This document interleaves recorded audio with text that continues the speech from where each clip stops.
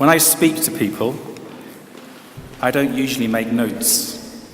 I usually speak from the heart about things I want to talk about. But I haven't addressed a cabinet secretary before. So I thought it might be wise just to have a few notes in front of me in case things did go haywire. So, Madam CS, MPs, honoured guests, teachers, and most importantly, students, good morning and welcome. Welcome to the M-PESA Foundation Academy.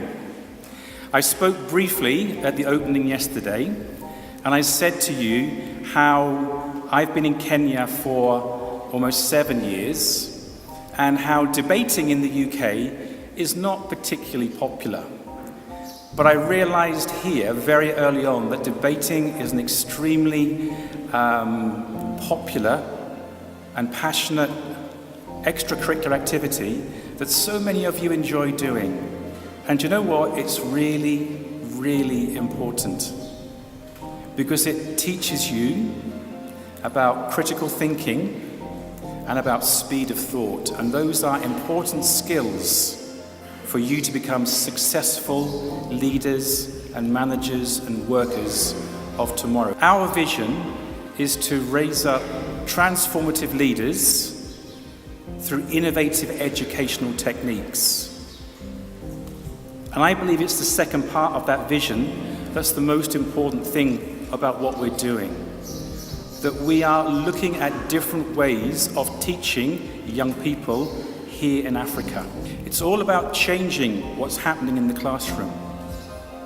It's all about changing the emphasis from the teacher and to the student. It's all about having student-led schools. And it's all about having a student-centered classroom. We here at the Academy, we train our teachers on a 2-weekly basis on new techniques and new strategies. And I'm really pleased about where our teaching staff are now. I know that they could go and teach in any school in the world and do themselves justice. But here at the Academy, we want to really revolutionize the classroom. And hopefully if you come back here in a year's time, Madam Cabinet Secretary, you'll see a very different classroom in operation. At the moment, to be in educational administration, it's very exciting. It's a very exciting times for us as administrators because everything is changing. And that's important. It's really important that we question the status quo as far as education is concerned. I think what's also interesting, and I know that Madam CS is particularly interested in tertiary education and technology and vocational training, are exactly the same questions. Why do we do what we do at universities and colleges? Is there any benefit to the individual and to the economy in so many of us going to do degrees? So Madam CS, hopefully you'll see during this morning that we are trying to do things differently here. We look forward to partnering with you and your ministry in the future. And you're extremely welcome. And we look forward to you perhaps coming back later on to spend a longer working visit with us. Thank you very much and welcome. Back in 2007, we had a very traumatizing time in this country, the post-election violence. And young people, together with Julie Gishuru, sat down and asked themselves, is there something we can do to address this matter where we can allow people to differ at times of conflict, even if it's so heated, but enable them to disagree or disagree to agree, but not fight. So because of that, at the heart of Kibera slums, where we only had to beg and look for only 4 schools to come and participate, we had the first debate under the theme of building barriers to national integration, courtesy of the peace agenda that we were driving. And we had our first debate in the very dusty ground at Kibera, and Julie Gishuru was absolutely there to ensure that we had it well.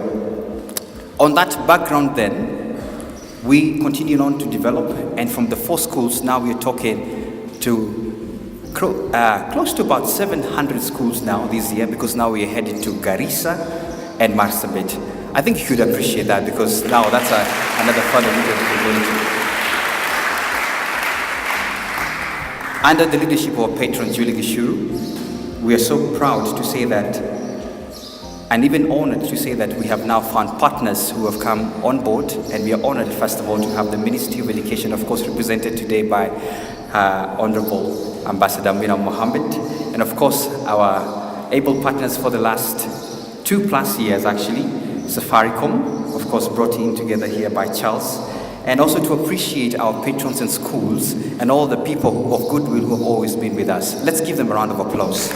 When I look back at my high school days, I wouldn't say how many years or how many decades ago, I went to a school, it was called Rongai Agricultural and Technical High School. I don't know how many of you have heard of that school.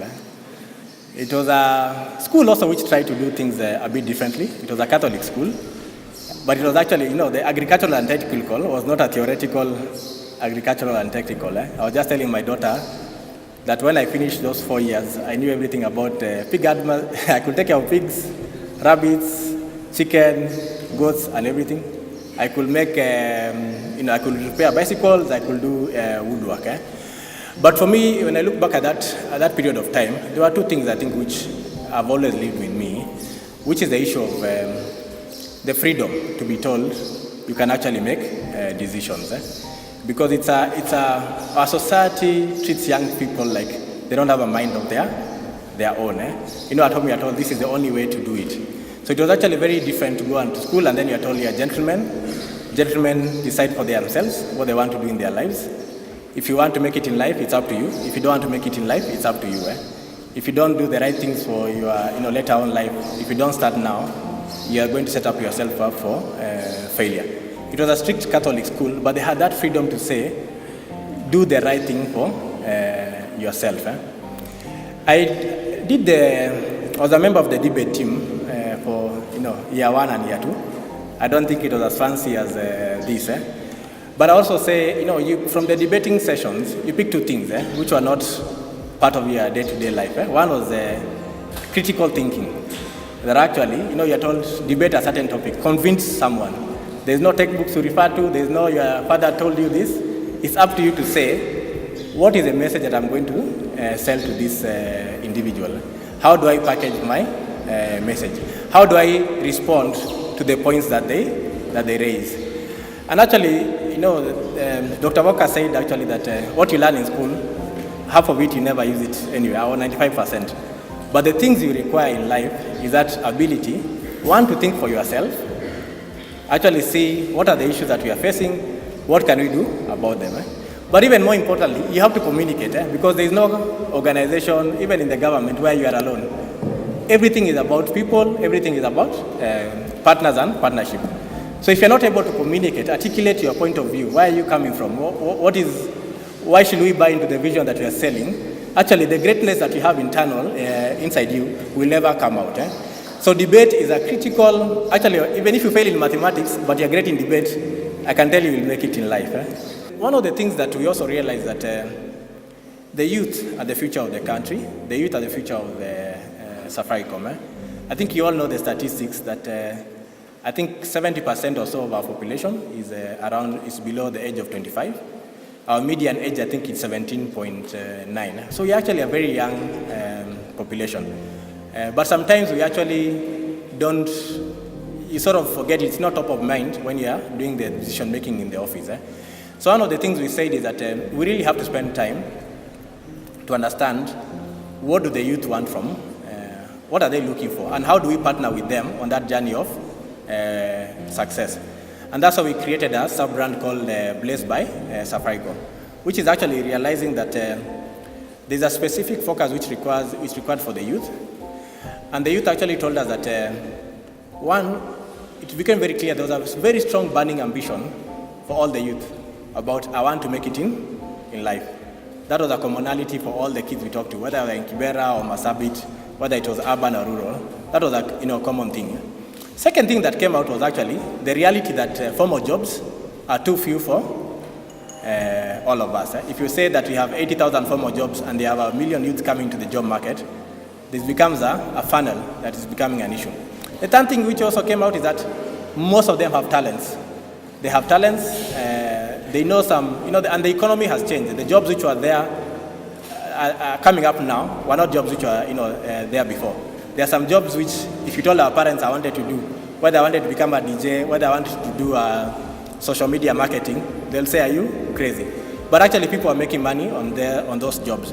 So we said we will create Blaze to create a platform or a bridge between the aspirations that we see from the youth and that journey that they need to walk to professionalize their talents.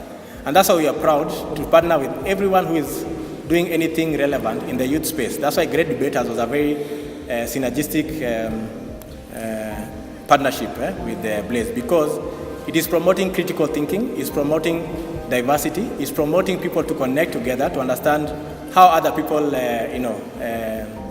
when you travel, whether for the debates or anything, you get to experience something different that you'll never have experienced before. So the partnership that we have with Great Debaters, we are quite proud about it.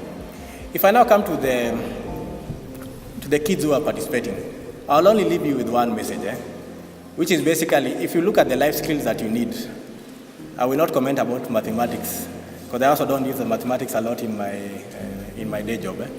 There are some few basic skills you need. One is actually the critical thinking, and it's a dire skill which is actually not available in the country. Second is actually you need to be able to articulate and sell your story.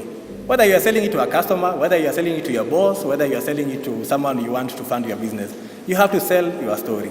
We're not very good at that. So we have to be deliberate about that issue. The third thing is perseverance. And that's, if you can have number 1 and 2, but if you don't have perseverance, you will never make it, because there are so many of us. To take that step, you need to be different. Difference means you have to go that extra mile. And that's why one of the things we are saying as Blaze is that greatness requires internal toughness. It's so amazing that if you ask Madam Amina here, you tell her, mention any name, Njoroge, the first thing that will come in her mind is Kikuyu. Or you mention to me, Onyango, the first thing that comes to my mind is Luo. You don't think about doctor, you don't think about engineer, you don't think about teacher, you don't think about a business person. But for the young people that we have, they look at things differently. When you mention a name, they try to recollect. The last time I met this person, what was he doing? Was he a sportsman? Was he an actor? And this is the culture that we need to push through the young people. As you debate, please remember that you are the ones who will be the leaders of tomorrow. In as much as you all have leadership responsibilities in school, I'm sure some of you are prefects, some of you are counselors. In your own little way, you are leaders. But we expect you to play an even bigger role in the days to come. One of the greatest attributes to enhancing national unity is through adhering to our national values as Kenyans, which are enshrined in the 2010 Constitution. These include patriotism, national unity, sharing and development of power, the rule of law, human dignity, equity, social justice, good governance, etc., etc. But I don't need to go through this because you know it. You are taught this and you go through this on a daily basis. If anything, you need to remind us, those of us who are your parents, because you forgot about this. We had a constitution in 2010, we passed, we danced about it, and we forgot. Some of us didn't even read it because we were told it has been read for us. So the challenge that I'm throwing at you, please, when you come back home, engage us and remind us about these things. Brand Kenya Board remains committed to promoting national values and uniting Kenyans, which in the end will promote patriotism and national pride. So, having said those many words, on behalf of the board, I wish to thank our partners, Arimas Media, for providing this platform that engages young people in values that define the Kenya that we so want. As a board, we will continue to call upon our leaders, and Mheshimiwa is here. You know, you people, you are the biggest problems.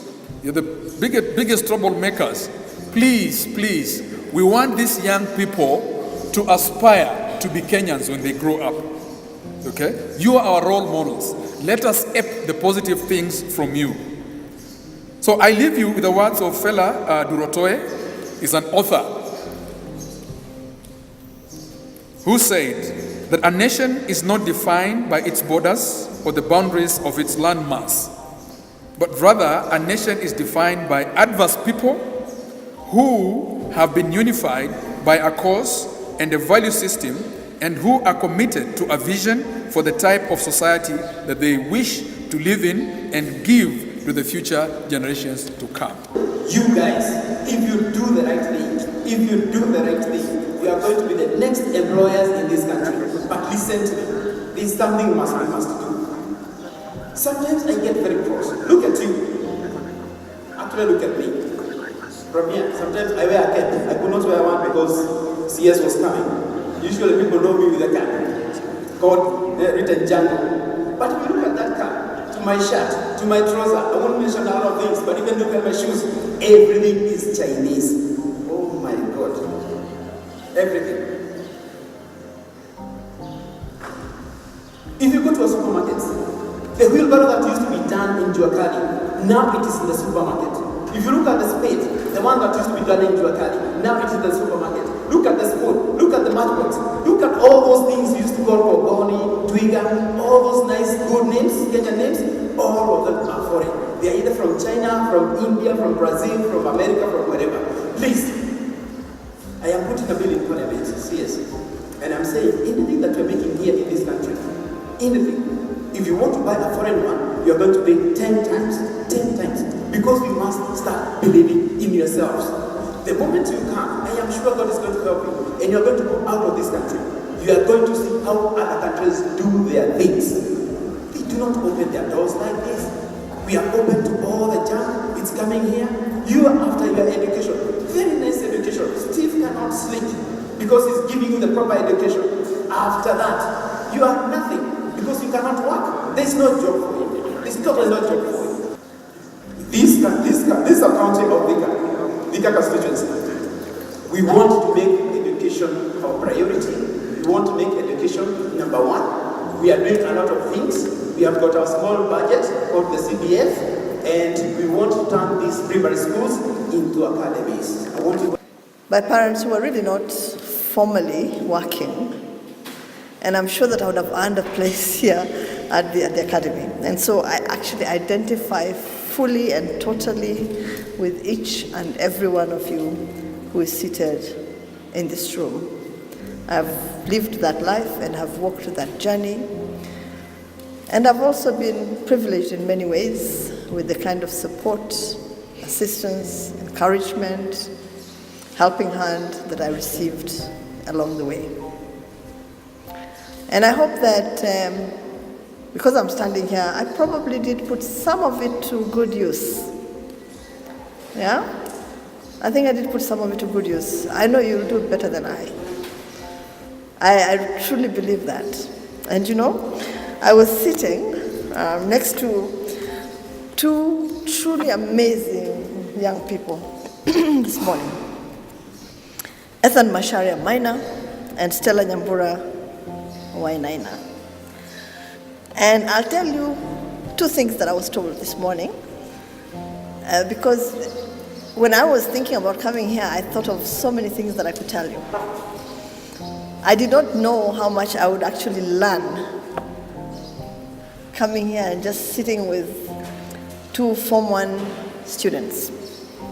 So Ethan talked to me about a philosopher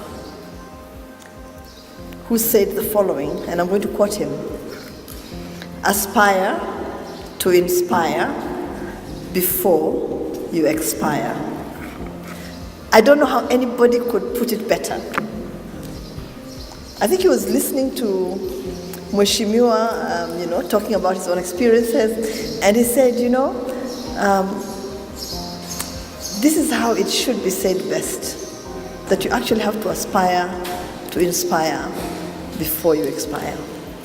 And that's what all of us have been trying to do, I think, standing here in front of you this morning.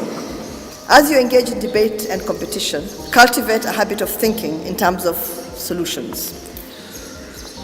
And Ethan has taught me that today as well. It will build your capacity to innovate and prepare you for the uncertainties of the future. Education, as we know it, is changing at a very fast pace. H.G. Wells remarked, and I quote again, "Adapt or perish. Now as ever is nature's inexorable imperative. In order to prepare you for the future, our approach to skilling for employment must also change. We must allow you to explore new careers and opportunities. Skilling solely for management will imperil your capacity to equip you for the future workplace."